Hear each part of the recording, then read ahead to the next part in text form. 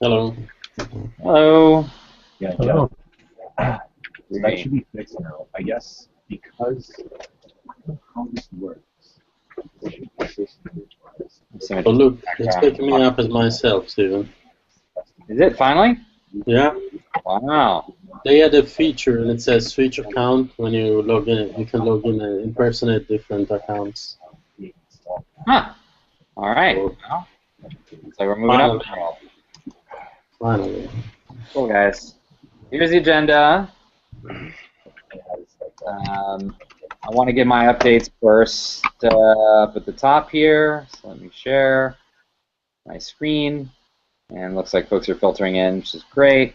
Go ahead and make sure that your name attendance is accurate. There we go. Okay, so journal clubs. We're still trying to get this Math Journal Club scheduled. So that is still on its way. The gentleman who volunteered is the source of the rescheduling. So we're really grateful that he's still kept up with us, but yeah, he has had to reschedule a few times. So anyway, keep your eyes peeled for that. That is still an active thing. Also, I don't see Balash in the room right now. Oh, hey, Tom. But I did want to say we got our perspectives article accepted. If he comes in, maybe we can re-celebrate again about that. But in his absence, round of applause to Balash for sticking with it for, gosh, I think we started this like 2 years ago at least. It's sort of an ancient thing that we've been rolling forward through rounds of reviews and rewrites, complete overhauls and re-reviews and re-responding to reviewers. And you know, I know that as Balash has said in the past, you know, he hasn't done so much on the coding side, but I knew that his effort to push forward this paper was really important for us. If he had not been driving it over this last period of a couple years, I don't think we would have really finally gotten to this point where it has been accepted. And I believe it's what, Frontiers in Neuroinformatics. Anyway, so that's great, and it will be a thing that we can chop around, obviously within the scientific community. It is the first paper that is an official sort of OpenWorm paper. We sort of have we adopted the we adopted the Cyber Elegance paper as sort of partially our own because we managed to get ourselves mentioned in there towards the end. But that was really Andre, Sergey, and Alexander's work that we just kind of wrote on the coattails of. This will be the first time that we have a paper that we can all point to and say, yep, this is the OpenWorm project. This is what it's about. This is what it is about, which is really great. So it is, of course, a perspectives article, which means it's essentially us providing our sort of announcing the project and declaring what it's about. I think it's high time, since we've had obviously a lot on the web, Wikipedia article, but it is good that now there's a good point of reference for kind of what we're up to, and it can be cited by other people, which is also good, in addition to sort of the informal references that we've received thus far.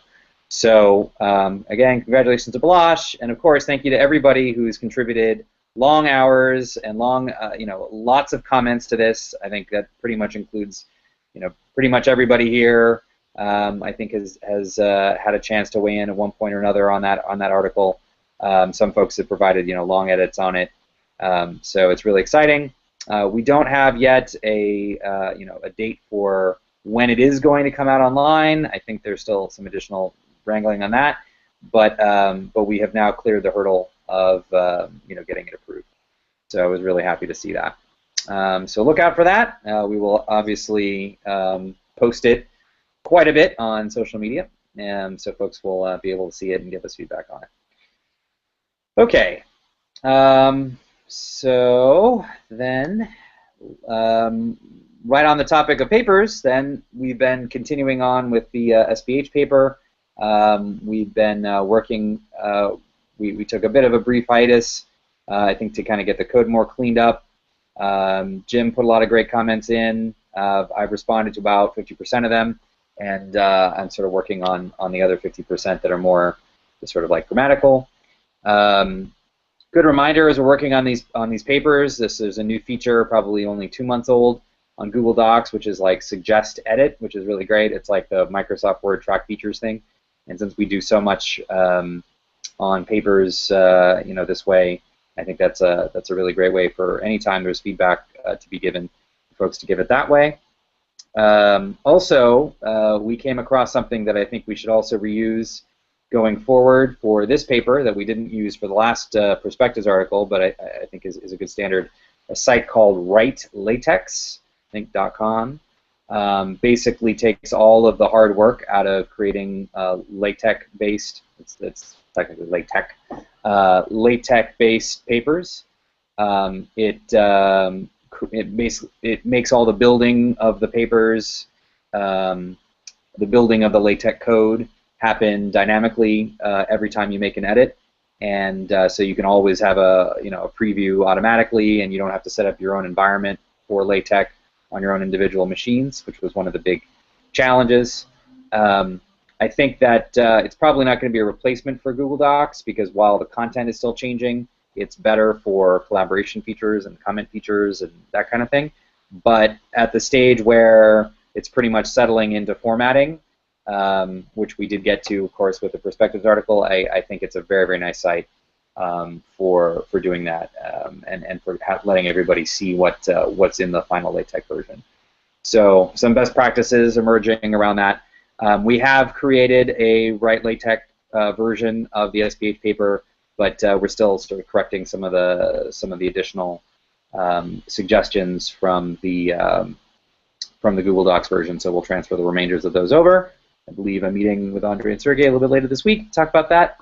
So and that is, and I bring it up because we are probably a few weeks away from submission. I know we probably said that a few times. I think with these papers, this is kind of how it works. Yeah, that's the link. Thank you, Michael. I think that is kind of how it works, but we are getting close to getting, feeling comfortable with submitting it.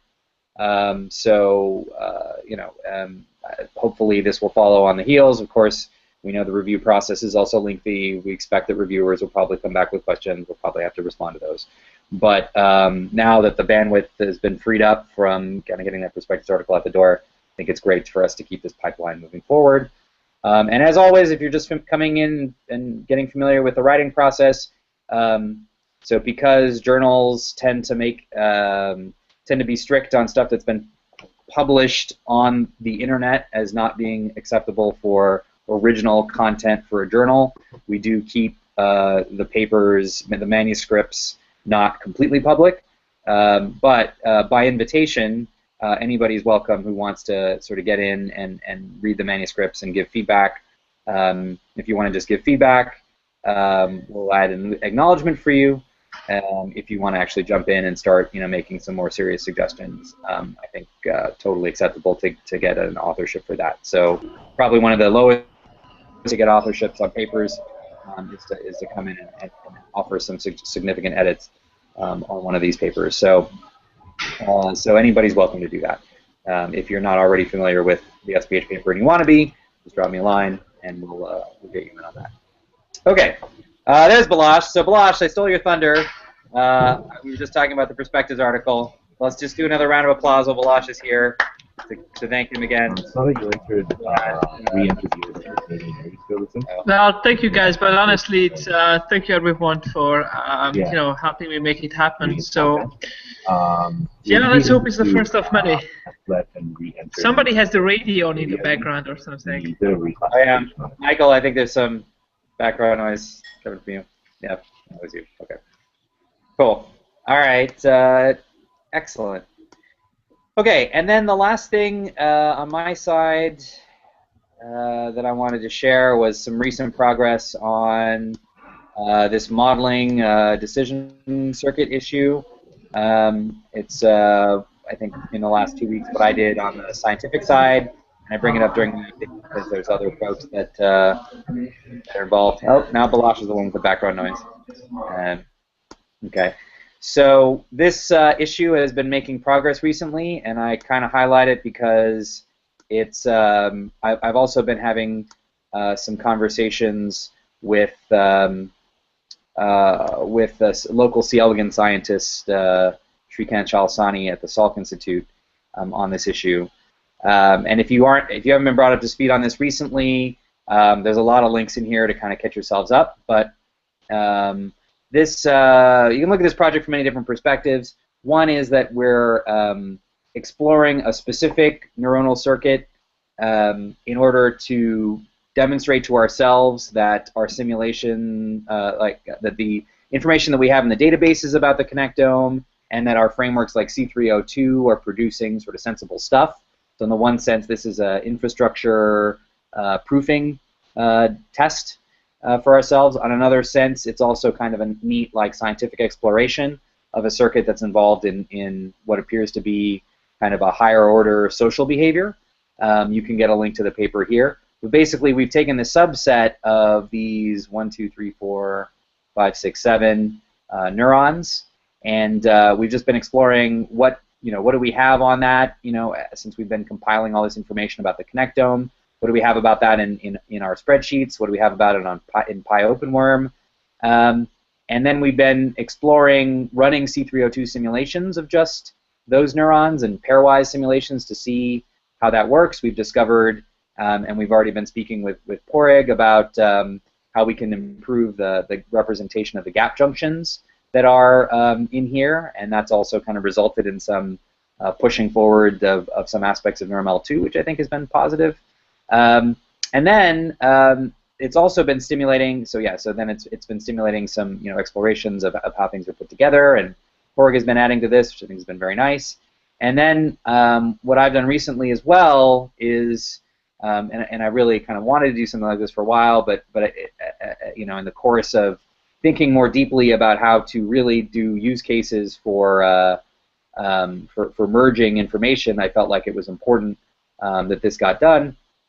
I actually dug into some papers and actually dug into the different kinds of gap junctions that exist, and kind of pulled out some examples of very specific genes that are responsible for gap junctions that are there, and have some examples from some specific articles. And then even dug further into investigations that have done some gene deletion studies on those gap junctions, and sort of pointed out some examples of that. So I kind of had a frenzied evening once. I was actually doing this double duty to think a little bit just about how would you use an information system to deal with all this information. So it was actually kind of a nice synergistic exploration. But I bring it up here because it's probably one of the more detailed examples of drilling into some of the neurobiology and thinking about how we can also represent it, inside our own models. And so I'd encourage you to kind of have a look at that, just in case you're wondering what's going on in some of these technologies. It really kind of cross-cuts a lot of things. It cross-cuts the databasing stuff, the simulation stuff, and the scientific paper management stuff. And it's also being worked on by a contributor named Ari, who we should probably invite to these things actually. But who I've been working with, and who's been driving forward, some of these things quite a bit. So we're trying to keep as much as possible there. We're also being joined by a volunteer named Abdullah Rashid, who's been pushing forward on that, which is quite nice. So just wanted to keep you appraised. It's there's definitely these trickle-down effects to things that we're finding there, which are influencing some of the other aspects of the project. May influence us next to kind of push forward more on C302.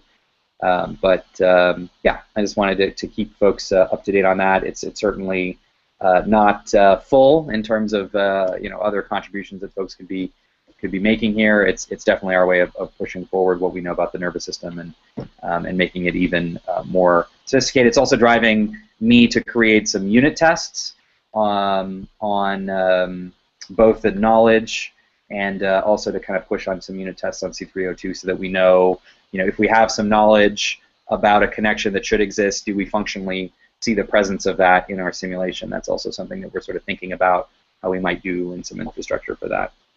So yeah, so that's some of the new stuff that's going on in the world of OpenWorm that I've been intersecting with. There is one other update which I was tempted, I'm sort of a bit conflicted to talk about, but I will mention it briefly here. we did get reached out to by a television program on the Science Channel that's called Through the Wormhole. You may have heard of it. They are featuring OpenWorm in some episode in their 6th season by name, and I have done a bit of filming and getting interviewed for it. I wasn't sure if it was really going to happen because it seemed kind of like an exciting thing, and I didn't want to get people too excited.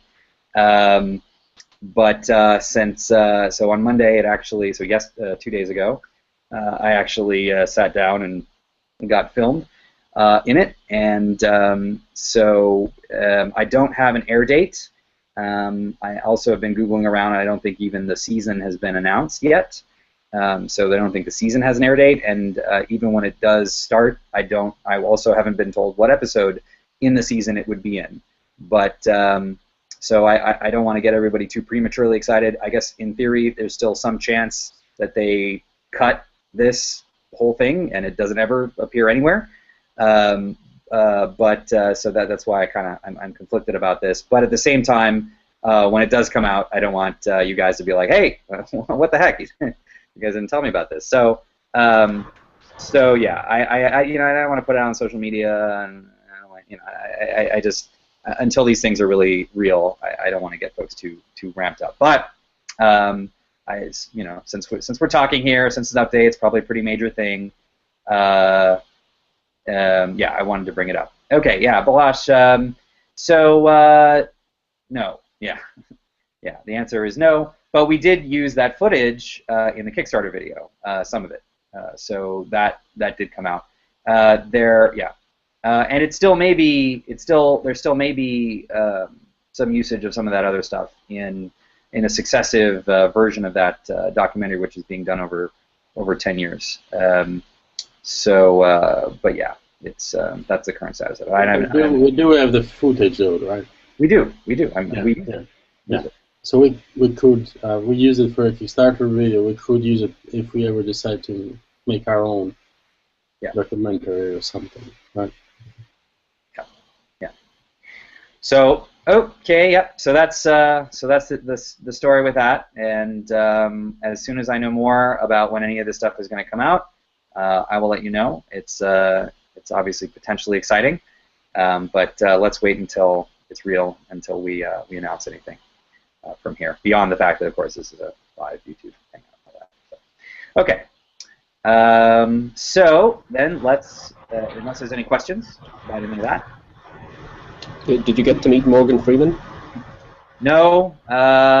He just does voiceovers for it, and he does the voiceovers separately, like 2 or 3 episodes at a time, and so yeah, so nobody ever gets to meet him. In fact, even the producers or the camera people that I was working with don't ever get to meet him. So it's a very separate thing. But I have had a chance to see what the intended voiceover for him is, and so cross your fingers. We may hear Morgan Freeman say the words "OpenWorm," which would be very cool. I think I might just like take that soundbite and just like loop it over and over again, like in my head when that happens. But again, don't want to get too excited, but that would be very cool if it does actually come out. So yeah. Anything else before we move on? Did we just want to mention maybe about some of the possible open dates for the London? I was gonna let Giovanni touch all that stuff. Cool. Okay, great. So let's see. Looks like I'm just gonna go through. By the way, I will post the agenda again. Oh, my machine is slowing down to a crawl. Okay, in case anybody didn't get it, it's there. Okay, so we'll skip over Andre for now, and okay, so Giovanni is next. So we'll just go straight to you. Okay, so a few updates. I'll go straight to what Padraig was referencing. So we had a meeting this week with Balázs, Steven, Padraig, and Matteo. It's the Kickstarter meeting. Kind of proposed an agenda for this meeting that we're having in London. And as Padraig was mentioning, there's going to be by invitation policy for the meeting, and the dates will be circulated at the mailing lists. So we have a proposal for the agenda, but we're still discussing that. So, but there's going to be pretty much for most of the meeting, people can join, and then we're going to have an open day where everybody can join. There's going to be a public presentation as well at UCL. So the meeting is happening the first week of November, from the 4th to the 6th in UCL. But details in terms of which days are open to the public and will be circulated on the mailing list, because we have a proposal, but it's not final. But it's happening anyway. So look, keep an eye on the mailing lists for dates and details about that stuff, and hopefully a high-level agenda soon as well. So that's exciting because we get to meet once again the entire team and friends of the team, as we do. We're also thinking to organize one night like a social event, like post on social media. Anybody who heard of the project and wants to know more about it can show up, as we did last year, and it was quite successful last year. It was a nice turn up. So yeah, that's a big news, and it's coming soon.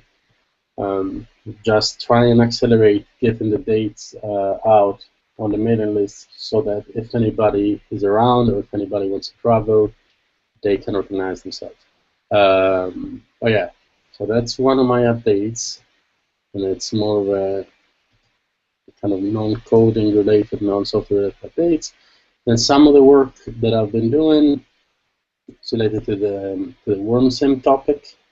Again, WormSim is this worm in the browser project that was funded by the Kickstarter. And I recently created a document that's been created collaboratively by myself, Matt Olson, who's not here, Stephen Matteo, and we'll be iterating over that for a while, and it's finally been made available on the OpenWorm drive, and I dropped the link in the agenda, so if anybody doesn't have that happens to not have access, just request access. And feedback is welcome. That's supposed to outline what the application, what the project goals are, what the use cases are, how the user is supposed to interact with the work stuff. And we already have started development of that. And an easy way to see what's going on is to open the public waffle board, which is nothing more than a view of multiple GitHub repositories. And if you search for, I just dropped the link there, so you'll see everything that's going on there. So there's a number of people working on this, and you can see what's done, what's being done, what's in to do, and I'm trying to keep it up to date so that people can have a look at this and get a good idea of what's going on with the WormSim project and the kind of progress we're making. And most of the stuff that's currently ongoing is kind of infrastructure level work. And so in parallel to that, we define these use cases. So basically, we're always ahead of the curve. We never get to implementing features that have not been defined. So anybody who's interested, in terms of the development itself, we usually go more in detail on that on Mondays at the Geppetto meeting. There's more of an overlap. There's supposed to be kind of a high-level update. So I think it's a good place to advertise the WormSim use cases for everybody who's in this meeting who wants to have a look and participate in the discussion. So I dropped the link in the agenda again. If you're interested, leave comments, ask questions, and that's pretty much everything from me. Yeah, that's all. That's the bulk of my work for the last. I think there's another update, which is this Kickstarter-related adopted neuron topic. So we had an initiative where backers could adopt a neuron, and we created certificates for the backers. Certificates have been created. Podrick gracefully is helping us add the backer names to the C302 NeuroML files, also to the more detailed morphologist files for the microcompartmental. And soon we're going to send out certificates to the backers who adopted neurons with links to their name and the code. And then in the future, when we have Geppetto samples where the names comes up when you load the C-elegans neural network, and we're also going to follow up and send them a link to that and say, oh, your name is popping up here.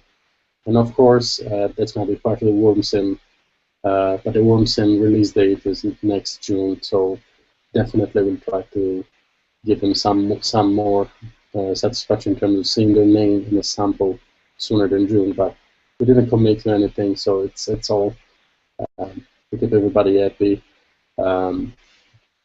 So that's pretty much it. I don't think I have any other updates. Any questions?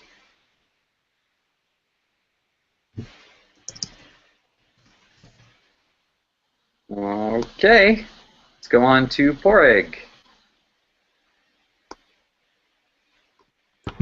Okay, I've got not very many updates, but well, the one thing I mailed around was finally you've got an official release of NeuroML 2 Beta 3, so that is out now. So it's basically changing, copying over to the from the development to the master branches in all of the NeuroML and LEMS repositories, similar to a Geppetto release, but also this release, Beta 3, is the version that's described in the LEMS NeuroML 2 paper, so hopefully that's a line in the sand, and if anybody wants to delve deeply into LEMS and NeuroML 2, they can concentrate on the paper and the Beta 3 release, and they have all the details there, everything's covered, and can get a good background for LEMS and NeuroML 2. Since then we've moved on to thinking about NeuroML 2 Beta 4, NeuroML 2 Beta 4 release, which will include gap junctions, and we've made some progress with that because obviously those are quite important for C302. And I'll attempt to share my screen and see if I can. Didn't work the last time. No, actually, I can't share my screen, which is a bit annoying. So you will have to take my word that gap junctions are working, but I do intend to make a post about this. Do you want me to share something?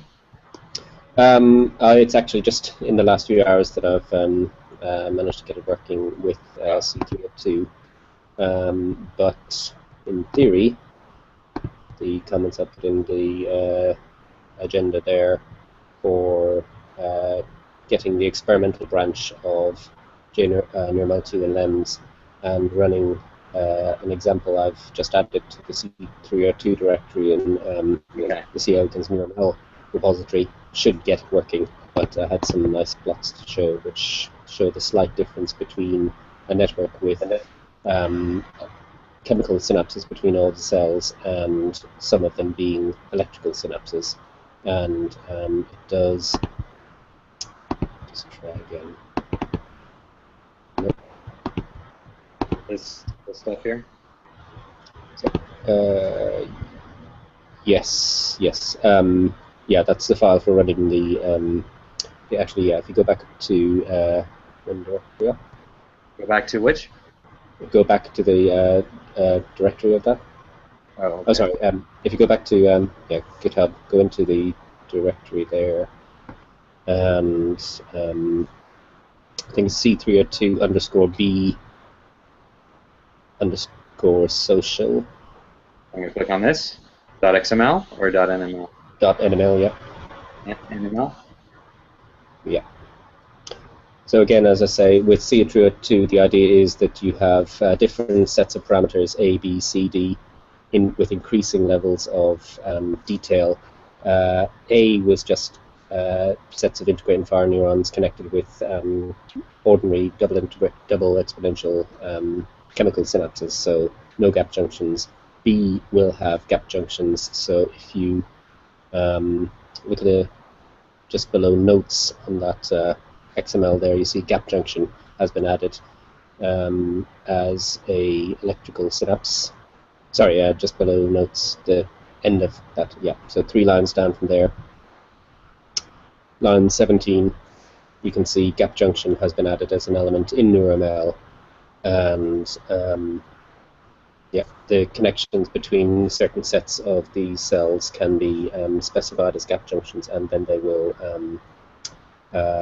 be able to, yeah, the current has passed continuously rather than every time the cell itself spikes. So I will try to clean up what I've got there.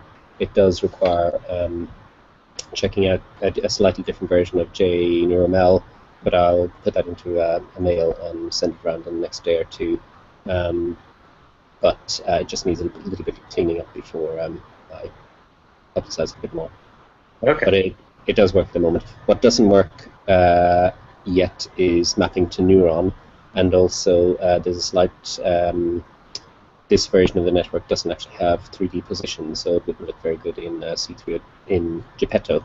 But those are all things I hope to resolve. But the basic mechanism of including a gap junction in the network is working now. So, yay! Cool. That's awesome. Okay, so again, that needs a little bit of cleaning up, but I will add that in the next few days. The muscle model, I haven't done too much more to that, but I'm aiming at incorporating cells using those types of channels as the parameters C, for example, so then we can have realistic cells connected by gap junctions and hopefully more realistic synapses as well. It probably won't do anything very much, but it'll be definite progress towards a more physiological network. Awesome. That's great. Yep. And hopefully some of the data that I was collecting is also going to help us know a little bit more about how to tune those. Yeah, I mean, all I'm doing at the moment is varying the conductance between all the gap junctions are identical. Some cells have more than one electrical connection, but it's just a single parameter at the moment. If that can be semi-realistic, even better. But at the moment, with the integrated fire neurons, it's kind of crazy anyway what the cells are doing, so it doesn't matter too much if it's just a rough guess. But once we have more realistic cells, once we have maybe some experimental details on the electrical conductivity, then it can all be improved. Very nice. Good progress. All right. Okay. That's all for me. Okay. So we will skip over Rainer, although I think his update is still true. I think he's working on that stuff. I will talk with him a little bit later. Let's go to Sergey.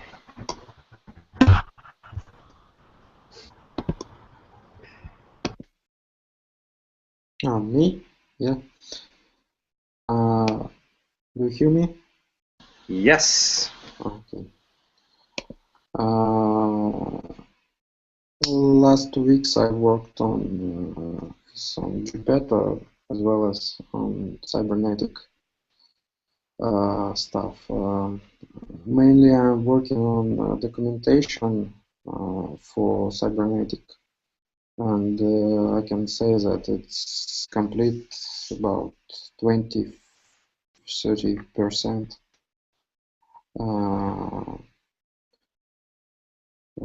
So also I'm working on papers, and cybernetic paper, and So is that documentation for the code or for using the application? For the code and for main algorithms which we're using in Cybernetic and how they're working. Does that mean editing the README, or where are those docs going anyway? I should probably. Yeah. Also, I planned it. There's something instruction how to run, how to use, which function you doing what, and so on. But is it different than what's here? Because I point people at this often. Is it more than that? Yeah, it needs to be updated. Yeah, it's something like wiki. Okay. Is it in the GitHub wiki? Is that where? I just wondering where you're. No, I just I start working. It's a part of OpenWorm docs. Oh, okay. I made fork from OpenWorm docs. Ah, got it. And working there. Okay, cool. So then, in theory, have you been able to look at it online? I don't know how to do this. Okay, it's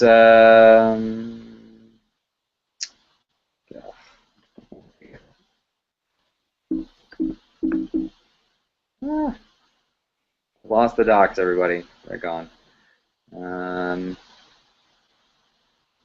Is it on this first page? Okay, here we go. OpenWorm docs. Great. And then, wow, a lot of people have forked the docs. Actually, 14 forks. Okay, so it's in yours. It's in yours somewhere here. Okay, cool. Yeah. Oh yeah. Okay. Yeah. If you made the branch, if you do a pull request to the branch back in here, we can see them online. Oh, okay. So then we can just go to a different version of OpenWorm, docs.openworm.org. Basically, docs.openworm.org. Depending on what the name of the branch here would refer to whatever it is. So we could put in your, like, you know, depending on what you name the branch, we could have something like this, and then it will end up being like whatever your version is. I just have to click to enable it. Otherwise, you can set up read the docs yourself, but it might be good to do because the formatting for RST files is kind of tricky. So, okay. Cool. And what's the Geppetto stuff? I'm working on issue. I don't remember number of it. It's about why Geppetto return different results on different machine. Oh yeah. We worked on this with another Russian guy. Then. Right. Matteo, I saw that there was some traffic with you on this. It looks like you're bringing it up. Were you going to say something about this? I was just putting it there because that's what Sergey is talking about. So this is the issue that now Dan was also helping to have a look and reproduce it. But yes, this is basically what is preventing at the moment. It is preventing us to merge the membrane branch that we have for the porting of Cybernetic to Geppetto, which contains the latest, contains membrane support, it contains only basically the switch from double to single digit numbers, and what is preventing us to merge this is the fact that it is not behaving consistently across all the systems, and while the previous version was, and there is like exploding happening in Macintosh on Apple, and that's also what Dan is using there, and was able to reproduce this. So now since it's not the easiest thing to debug, why things explode in one system and do not explode in the other one. What Sergey did was adding a test to basically dump the content of the buffers for the computation that happens in the kernel, and then was going to run the same test to compare it with what's the content of his buffer to see what is the buffer responsible for things going bananas and starting to explode. So it's like part of a tedious debugging sort of process. I feel like there's some joke to be made about worms and apples and exploding, but I can't quite figure out what it is. Yeah. No, like what I was doing. The apple. What I was doing yesterday that was unrelated to this was I was just trying to go back to cybernetic, plain cybernetic, and see if the segmentation fault error was still happening when using GPU, and it's not happening anymore. At least I haven't yet tried with the WAR model, but I saw that Sergey told me how to use it, so that would be the next thing. And it was, but it's like we were kind of expecting that because segmentation fault was happening because basically some systems were not supporting doubles. Okay. And now doubles are gone, so and I just wanted to close that issue, and if it was not happening anymore. Right. Okay. Cool. Anything else, Sergey? No. All right. Good. I'll see you a little bit later this week so we can close off final SPA issues then. Groovy. All right. Looks like next on the block is team movement validation. So I don't know, Michael or Jim, how you want to divide up the update. Jim, Jim, you want to go first? Sure, I can go first. So anyways, it's good to see everybody. I apologize. I've been running lots of experiments on Wednesdays and just can't come to meeting, but that doesn't mean I can't still be doing stuff, which I have been. Anyways, the main thing that I've been working on for a while now is trying to make our code a little bit cleaner and more user-friendly so that people can add on to it, and hopefully it's not just this big ugly mess that no one wants to touch. So that's the main thing that I'm still throwing lots of commits up for. There's been a lot of interest, I guess, lately in people looking back at the video parsing code, and I've done a lot of work on that. Actually, it was a while ago at this point, but the work that I did is not all that clear. So there's a little bit of a documentation effort that's going on right now for me, because basically I've rewritten the video parsing that the Schaefer lab did in a much more concise and organized manner, but that code is sort of hidden away in various places that if you don't know where to look for it, it's hard to find, and obviously that makes it less useful to other people.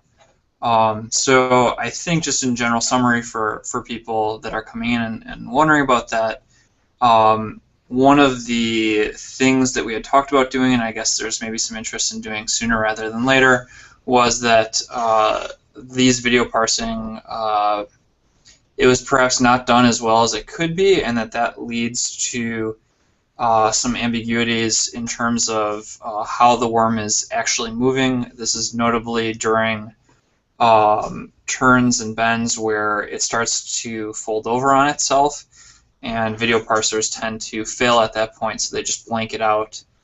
So the thought was that we could maybe clean up how that is done and improve upon that so that we can be more certain about what the normal worms are doing during those cases, and maybe just add that, I guess, as another dimension of the analysis. So I think that's it on my end. Sorry, Jim, just a quick question. So I know I had this conversation, I think it was Michael, not you, but so when this video segmentation is failing, that is only when the worm falls onto itself, or in other situations as well? I haven't actually looked at it all that closely in terms of what works and what doesn't. I mean, right now the code works, and when it fails, it just says, "Hey, there was a problem." It is able to proceed, but in terms of why that's happening, I think for the majority of times that is issues where the worm is touching itself. At least in the Schaefer Lab case, where I think they have pretty good lighting settings and whatever, so that the conditions are ideal, so to speak, in terms of getting it. Maybe one exception to that that's not very clear to me, but again, I haven't looked at this too closely, is their bandwidth in terms of buffering and saving, and also with frame movements. So in other words, the worm, I forget the details, but I think the camera is moving, and every time the camera moves, it becomes hard to track the worm as the movement is occurring, and sometimes I think drops occur around that. But I haven't looked into that too closely. So, does that sort of answer your question, or?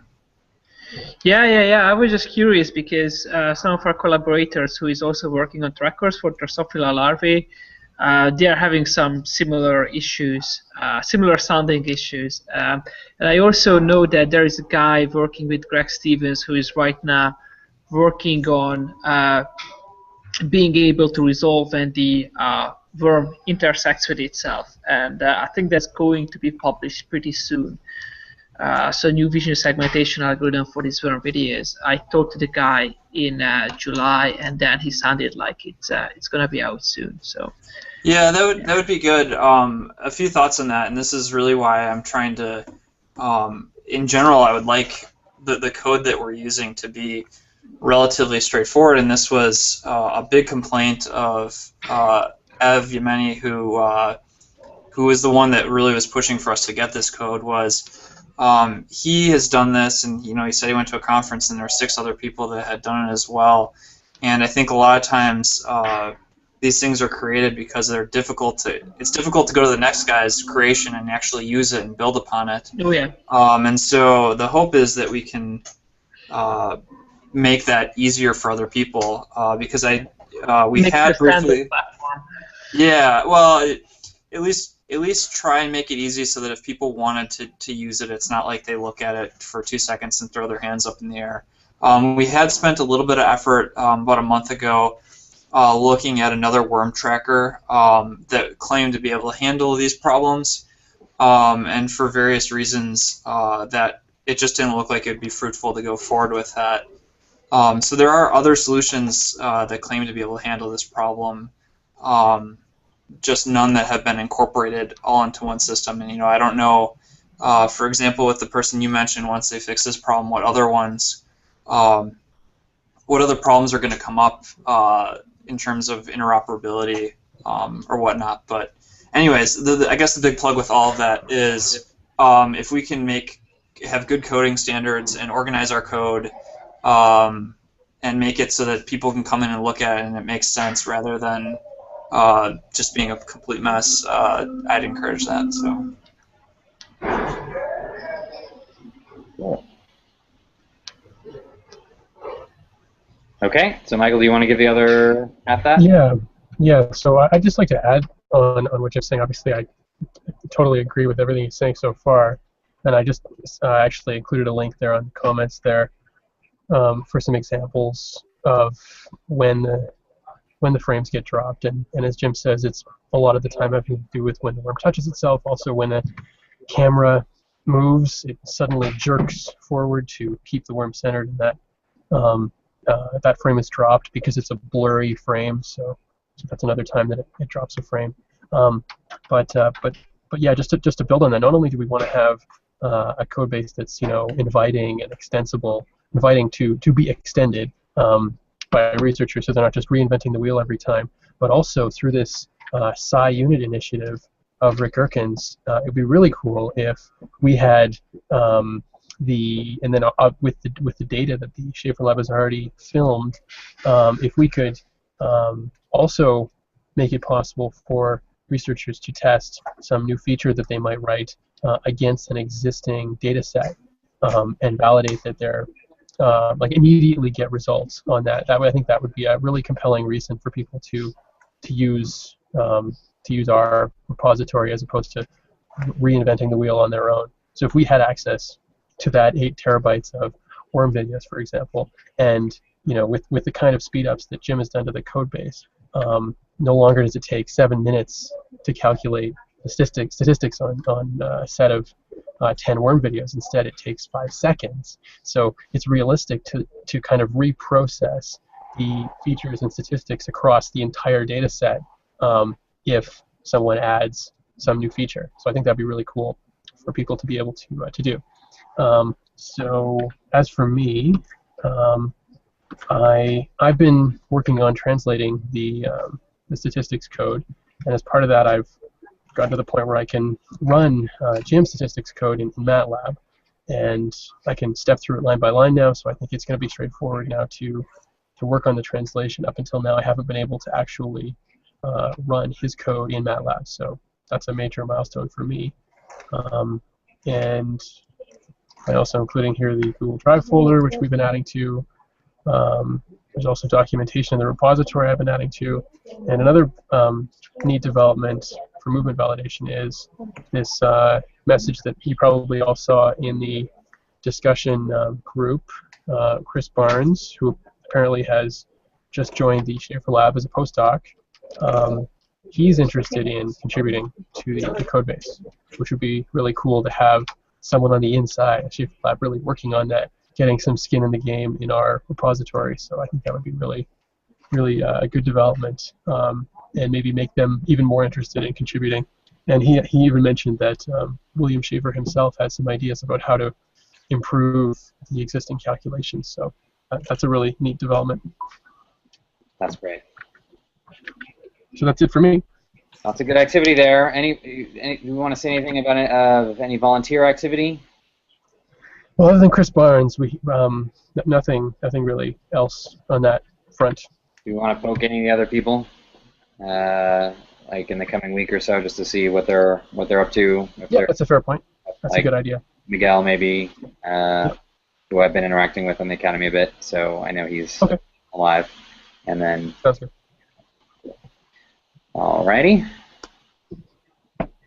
Awesome. So next block is the Geppetto block.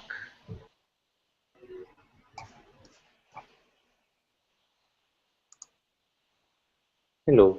Am I? No, I wasn't muted. Nope. I thought I was. So, okay, let me just share screen of the agenda, and then maybe some of the stuff that is happening. So over the past, I think I missed the previous, the last Geppetto meeting that was there like 2 weeks ago. I was traveling. So since you might want to make it a little bit bigger, by the way, just either zoom or like shrink the width of your screen. So. Yeah. Cool. So where are we with Geppetto? The release 0.1.7 went out. I think it was something like 10 days ago, and as part of that release, there were like quite things that happened. So people know where release notes usually go, which is here, just on GitHub. Okay, so there were performance improvements, console improvements, and the console improvements basically now we finally had, I don't know if people looked at Geppetto some time ago, they had probably seen how we were referencing variables using strings at the beginning, and all of that is now gone. And as a consequence of that, it is now possible to, through the console, to access variables in a smarter way using auto-completion. So for instance, in this case, I don't know if you see my typing or if it is too small. Okay. It's just barely visible. If I make it small, it should become bigger. Better, yep, it's good. Good. So, okay, so it is possible using the usual tab and double tap to basically explore whatever model is loaded. So in this case, this was just loaded a Purkinje cell, and it's possible to see that there is an electrical aspect inside of it, and you can keep going and see what's inside the aspect. We added things like a print method to every node to know, which basically is the equivalent of a Java toString kind of thing. And so other things that went in, well, besides some bug fixes, there was the tree visualizer and the events framework that finally made it into the release. Although I'm not advertising them too much, just because there's still work that is going on here, and it's not like it's fully polished, fully usable, but it's already here in some like alpha version, let's say. Nonetheless, and I just wanted to show what this looks like. So basically, it is going to be possible to explore the content of the model that is loaded from the web interface. So all the parameters, all the equations that define the dynamics of the model that we are looking at. So again, this will be polished up a lot, just because all these different nodes are of different type, but we're kind of showing all of them in the same way. So it's like the result is like a confusing kind of big tree, but the whole design allows for knowing what these nodes are about, to separate them and do different things with it. Thanks, Balazs. There's also another widget that is even more of a work in progress compared to this one that Adrian contributed, and I'm just going to quickly show it, which is a graph-based widget. So, and by the way, you see also how am I adding them here. So it's like it's all API driven kind of thing. And I'm just saying what should be the data source for the widget, and in this case the Purkinje, because that's the model that is loaded. And woohoo, what is this? So this is basically using a graph to show all the informations that are in the model. And it uses deep tree, so you can see loads of stuff in there. There's loads of stuff in here, so that's why I'm not exposing this stuff until we polish it, because obviously it doesn't make sense to explode all the nodes like it is happening now, and it doesn't probably make sense to put all the nodes there regardless.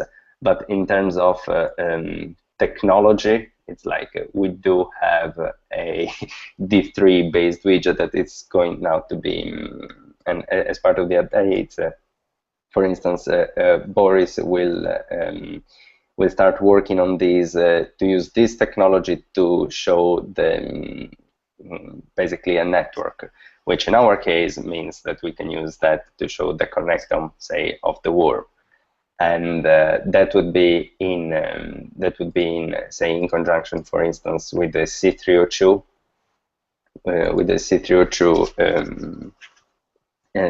example, where now we have the ability, we're basically adding support for networks. So this means that now we have the ability. This is the C302 that you guys have already seen, but as part of this, now we have, for instance, the ability, like if I start typing C302 in the console, I can see all the cells that exist inside C302 just by doing double tap like this. And if I say, for instance, what is this? That one that I just selected there is I2L, which I can go, for instance, and unselected, but I can go, for instance, as I'm exploring the hierarchy, I can, for instance, start typing an I, and I see all the cells that have that start with that. If I was interested, as I said, I was in these, I get to the cell, I see that there is one aspect, which is the only one aspect that exists in this case, which is the electrical aspect, which is what we have connected the neural model with. It is possible at the moment to do selection of single cells, and right now we are working on adding connectivity information between these cells, so that it will be possible to explore what is connected to what, and that it will be the information, for instance, that will enable us to have like a pretty widget showing how the different neurons are connected to each other. There is still the ability to do simulation, which is in this case running using JLens. So these are the different neurons that we are recording for with the different state variables. So there's been some works to improve performance server side. It's like I kind of had this feeling that the efforts for improving performance will just never stop, ever and ever, just because it's like as a web application, Geppetto, depending on what you load and what you run, things can easily get like computational intensive, both for the graphic cards, both for the streaming and the bandwidth. But things improved a lot compared to the previous release. So it is, for instance, for this variable that we are simulating, it is possible to say go to adult that I know we are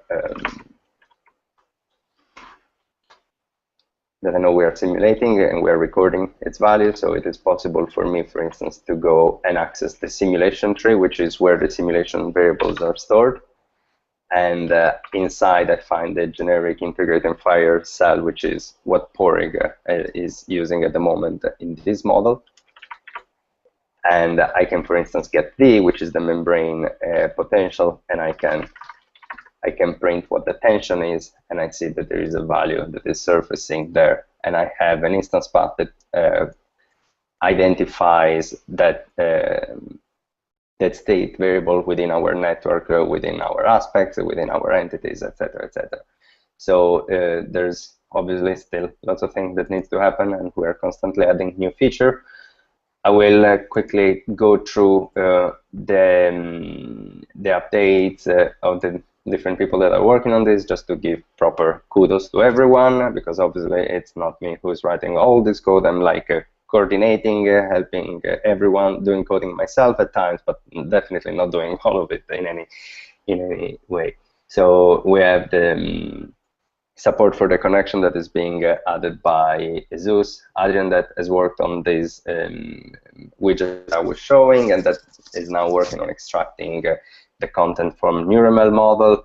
Matt, who has worked and is working on like splitting the different components that exist in UI into separate, basically different UI controls, like for instance things like what we can use here to navigate, the controls to control the simulation, the console itself and everything. Instead of them being hard-coded, they are factored out into components that can be installed, so that a Geppetto deployment can easily be installed and changed depending on whatever people want to use. And is now working on the, as Joe touched on, is now working on the worm sim. He added a security model to the worm sim and login functionality using Apache Shiro, using Virgo, and like there's already some prototypes working, so that's quite cool. Boris, who I cannot show it here because it's not yet released, and I don't have his branch at the moment, but Boris, who has added basically a sample where he's using Lens, which is the underlying language behind NeurML is using LAMMPS to describe the physics of a pendulum, and he's describing the graphical representation of this pendulum using a Collada model. So these two things are independent. One model is for equations, just plain math. Another model is just this Collada model that draws the rods of the pendulum. And then through Geppetto is linking the two of them, making the pendulum oscillate in the 3D Geppetto environment as a result of the simulation and the integration of the equations that he defined in the LAMMPS file. So that was the first time that we had two aspects collaborating, let's say, which is a good thing, but this is happening client side, but it's, I will say more about what kind of opportunity exists in this space now, and is now working on a connectivity widget based on that V3 stuff that I was just showing earlier. So Sergey, we already went through the update, but it's basically helping troubleshooting those problems that exist there, and there's just because right after that there is Martin, who was working and is actively working on the skeleton instruction. Sergey, Martin created an issue on GitHub. I don't know if you've seen. Is basically now we have a prototype of the skeleton that works for animating the worm, which is basically calculated based on the cloud points that is the output of cybernetic. And now he wants to start thinking about how to deal with the muscle cells, and he has some questions about what kind of transformation are happening in cybernetic for a muscle cell, like what is the direction of the contraction and something like that. So if either you or I saw this. I reply him just minutes ago. Oh, you replied already? I haven't. Not an issue. He sent me a mail directly. And okay. In that case, it might be better also to update the issue, so that, which was this one, the exact definition of muscle contraction movements, so that it's just in one place that everybody can look at it, because I'm sure these things always end up being useful more than once. And but yes, so that's what Martin is working on. Michael, who's also joined the Geppetto meetings, will now work on compiling a list of requirements for Geppetto to be able to basically support model validation. So what is needed, so that we can start looking at like planning to add those things, how much time would be needed, what kind of features are required that are not there yet, etc., etc. We have a new contributor, Dan Krunikin, who's also, as Sergey said earlier, from Russia, and he has already contributed some code that works, already merged into the development branch. One is a new widget for visualizing single variables. I don't have it running at the moment. I will show it in the whenever there will be the next release, and I will just present it as I'm doing today. Is helping troubleshooting the issues, and these I had a meeting together with Joe, and then was it yesterday or 2 days ago? I don't remember, but yesterday. Was it yesterday? Yeah, just time is just like I don't know anymore. But he's interested in working on the modeling side of the basically the intersection with the modeling side of integrating different aspects for the muscle cell and making this possible in Geppetto. So this is one of those things that are one of the very reasons why we started building Geppetto like 3 years ago. And it was because we wanted to integrate different aspects together, and this is definitely something that will be crucial for OpenWorm, because we'll be able to take results that we're having in separate sub-projects, like the muscle cell that Rainer, Mike in the past, and now Porig are working on, the NeurML2 muscle cell, and connect it with the model of the muscle cell that we know we have from cybernetic. So as part of this, to start moving a first step towards this, I was creating this card for them, which is about creating a sample in Geppetto which just runs the NeurML muscle cell, creating a sample in Geppetto that just runs the SPH model for one muscle cell, and then creating a simulation sample which has both. So the simulation will still be running independently at this stage, but at least we have one space where we can start designing about what extra thing needs to happen for the two things to talk together in the Geppetto space. Obviously, this doesn't want to prevent any other parallel effort that might be more science-driven, might be more Python-based, there might be more, let's try to figure out the science about the integration. This wants to start putting together the pieces so that eventually the integration can happen also in the Geppetto environment. And we know that even given what Boris has done, obviously, even though that is is happening client side and is in a different realm, we know that all the pieces are now there to have different aspects talking to each other. So this would be something very nice to see moving forward. And last thing, and then I shut up, is a potential contributor I talked to yesterday, which is, so his name is Kyle Medley. He's a grad student in bioengineering with a strong computational background at the University of Washington. And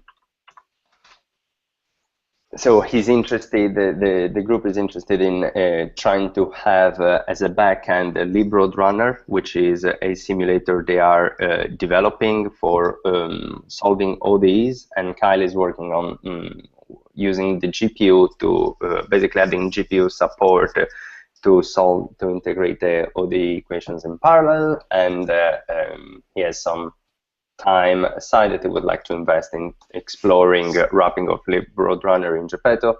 So he will start joining the Geppetto meetings from the next one. So this is also something else that will start happening in parallel. As you can see, there's lots of things going on in parallel to kind of try and keep track of, but so far so good. And I see there's some, does the widget run on the C302 simulation yet? What widget was that? Sorry, I don't know at what time that came. That was the tree widget. The tree widget? Yes, it does. I can show you. Yeah,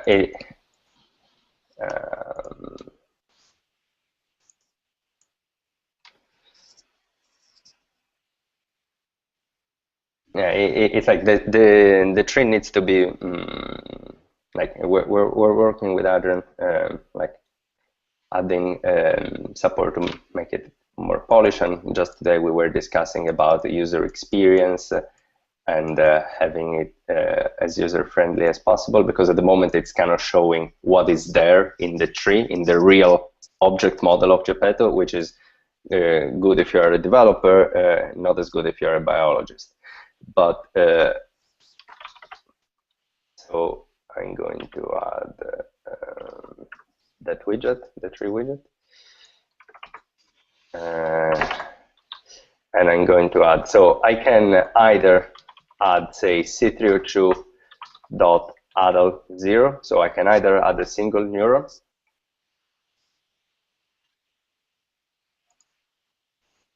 and for instance you see that neuron and you see what is the value of the membrane potential, and if I run the simulation you see the number that changes.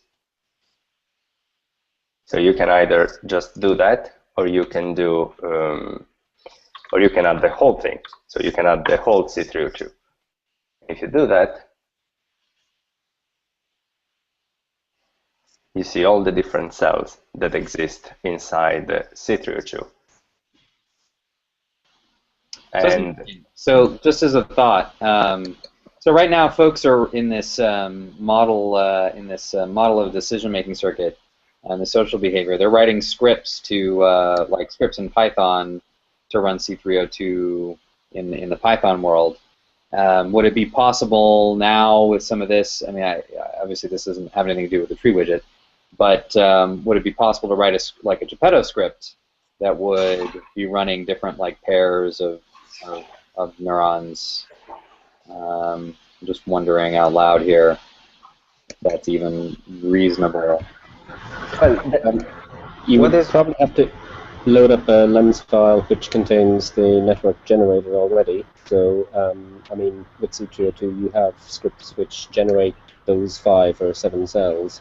So you can, in theory at the moment, load that into Geppetto and see the behavior in the same way as C302.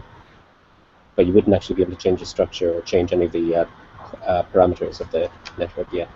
Yeah, so far they're not. So far, folks haven't really been changing parameters, but it'd be an interesting practical thing for some of these folks. So, so Matteo, you're going to show how that could be. Well, basically, what is being loaded here? Okay, what is being loaded here is this model. Okay, which is, as Porek was saying, the level. So this is a LAMS file which includes the NeurML model for C302, and this is what Porek created, a shot of what Porek created, where you have like the population, which contains like there's a population for each one of the neurons, and there is the connections, and this is what's being loaded. If instead of loading this one, you load another one, which is only a sub-circuit, if I understand you correctly, then you would be looking at that sub-circuit in Geppetto. Yeah, maybe we need to think through a little bit more, but what's intriguing about this is that we could be giving tutorials on C302 to prospective new volunteers without asking them to install any code. None. Right? And they could, in theory, fork these scripts and XML files on GitHub, make a change just to the XML on GitHub, and then reload it on live.geppetto, and never install anything on their own machine. No Python environment, nothing. And actually, from a perspective of getting people started really quickly, kind of exciting. And then, like when they get into that, then they can be like, oh yeah, all right, install Python, blah blah blah. So. Yeah, and Porek just pasted the. Well, that wouldn't. I would have to like do 5 minutes of forking of the project Porek, because you see the link that you gave me is wait, what is it? Is this one? That should be a LAMS file. Which is, yes, it's the LAMS file. The only thing is that in the LAMS file that we have, we're using the URL inclusion. Okay. Yeah, I mean, it's probably not something you can do before the end of the meeting, but I mean, it's just maybe something to. Yeah, no, I mean, I thought you were saying try load this right now, but it would take me 5 minutes. Yeah. No it would, I can do it in 5 minutes after this meeting, and I don't see any reason why this won't work. Okay. Well, let's bookmark it for some other discussion, maybe to talk about. But that could be a really cool little like tutorial intro to this stuff and getting people to run into some, testing out, Geppetto in a different way than I think we have been, with very limited knowledge, as you were saying, like developers versus like biologists. So, okay, cool. Yeah, good. Yeah, yeah. Well. I will do it. You can load this one. You can load this one, yeah. And then I think a broader issue might be for me to like create like a walkthrough of playing with C302 through. So it'd probably be like, first. So you're going to demonstrate that you can load it at all, and I would probably be like, okay, do this, then change this. Fork this here on GitHub, change this line, go back, reload, that kind of stuff. You can assign that to me. Cool. Yeah, cool. So that was all. All right, very good. Lots of stuff going on there. Excellent.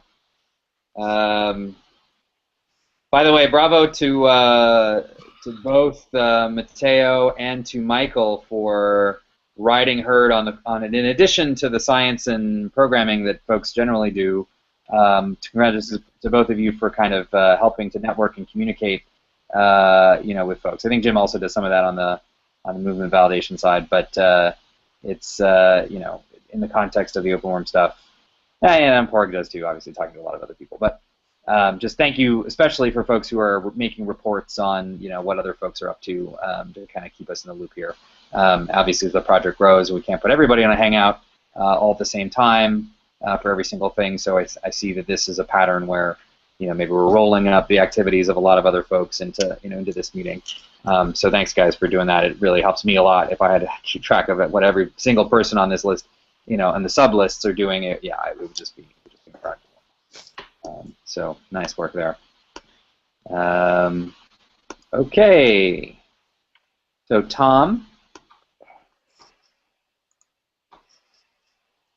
we are on your updates. I hope everybody can hear me. I'm using a different computer. You're a little faint. I don't know, maybe if your microphone can come down, if that's the one that's picking your voice up. How's that? Better? Yeah, it's better. Yeah. Okay, cool. Okay, so hello, and sorry I haven't been here for a while. Been slammed by teaching, so... No worries. But here I am today with my usual brief report. So what... after working on this genetic algorithm thing for about a year, I thought maybe I should write something up, so that's what I did. Excuse me. And ran out of computer time also on the supercomputer, so I actually went in the hole by about 10,000 core hours, and they were nice about that. So hopefully I get more time later at some point.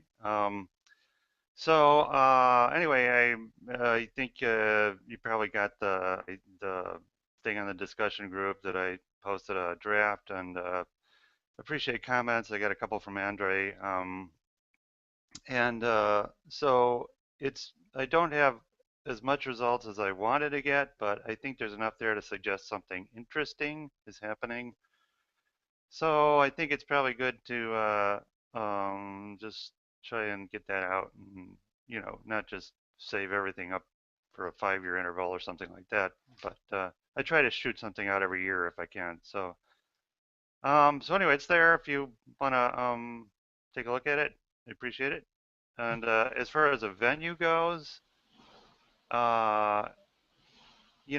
this group is my perception is kind of more of the neurobiology thing, and I'm coming really from the artificial world, but there's a lot of effort to make bridges between the worlds, and I think this is maybe a good way to do that.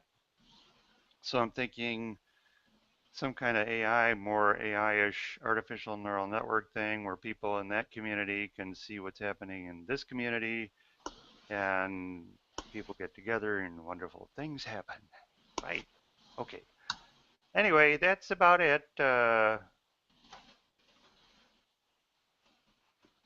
Cool. Question.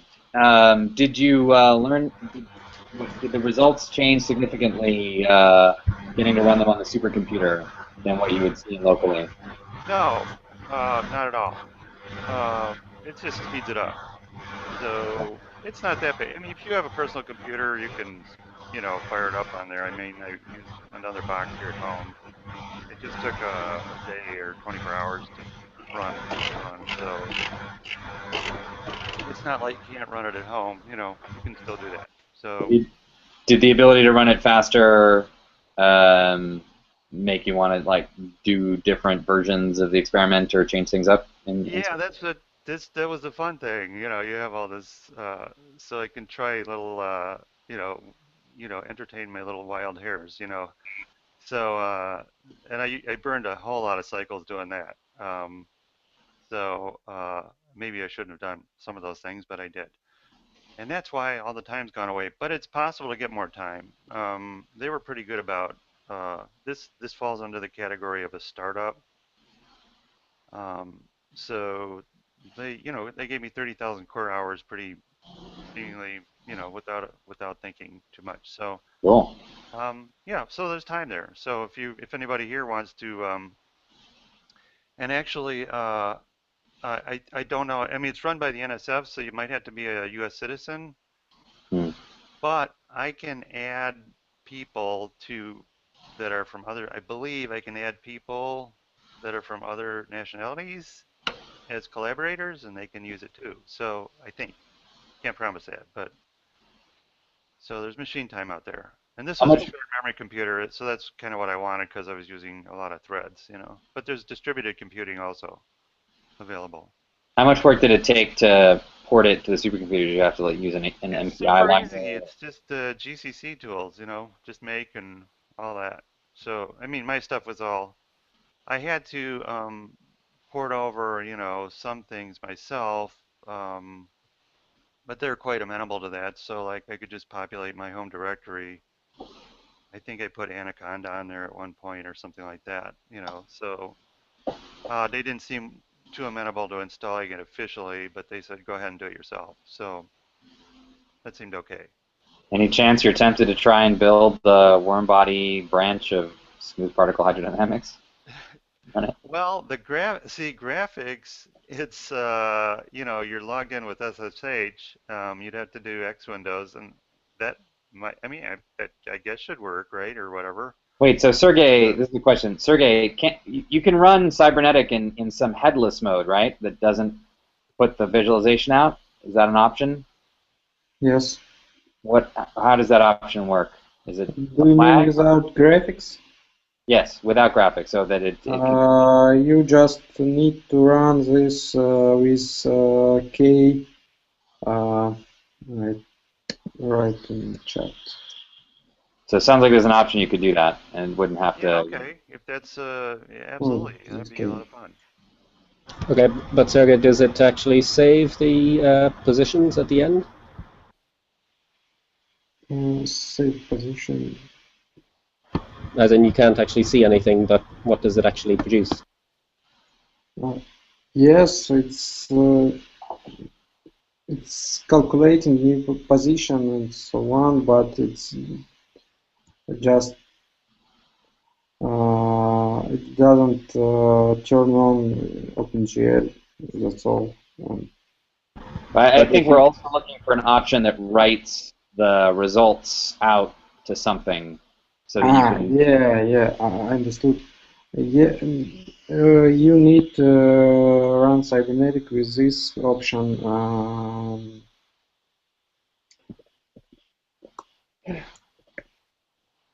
If you want to load position to file, this storing position to big file. Text.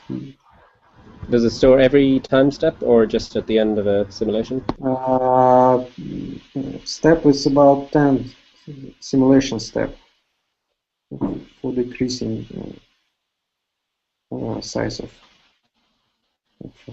Now the OpenCL issue also would be something that would have to be looked at as to whether their processors, you know, fall into that category of being usable by OpenCL, right? Yeah. So it could be interesting. This is the first time that it's been realistic to use such resources. So it's and I think it's gotten easier and easier to build. So if you're you know, if you're curious about it, it runs at about 4 to 6 frames per second now on standard machines. Getting it to run faster than that would be kind of a big deal. So. Okay, well, I'm game. If you get a chance, I'm just saying it would be exciting. Obviously, you've got a lot to do, but cool. All right, very good. Yes, and I will. And I want to get back to you on the paper. I apologize. I just have not had time to really look at it at all. But let me try to get you some feedback on it. It's very interesting to get out. I would love to see that get out. Okay, and we're just about at the end of the time, but Balash, do you want to give any quick updates other than the paper? Maybe something on what's going on with... No, not really. I mean, as you guys know, I've been working on this multi-validation for about a year as a part of my PhD, but actually this week is pretty exciting because finally I got all the data from our collaborators down in Barcelona. So actually just yesterday I managed to put together everything in terms of data and the algorithm there, and it's working pretty well. It's giving me some interesting results for Drosophila. I got some worm data from Michael. It's going to be no problem adopting it for the worm, but we're going to need a large amount of data to get useful results out of it. Just after London, I'm going to go to a conference, so I'm going to put together a demo of what this motif analysis thing is. I'll certainly show it to Michael. Unfortunately, Jimmy is not going to be there from the movement validation guys, but you know, all the things that right now are there together. And with Michael, what I want to do in London is just to really sit down and see how we can be a part of movement validation. Yeah, but that's about it at a quick go. Cool. Okay. Great. Does anybody want to make any final comments here? Great.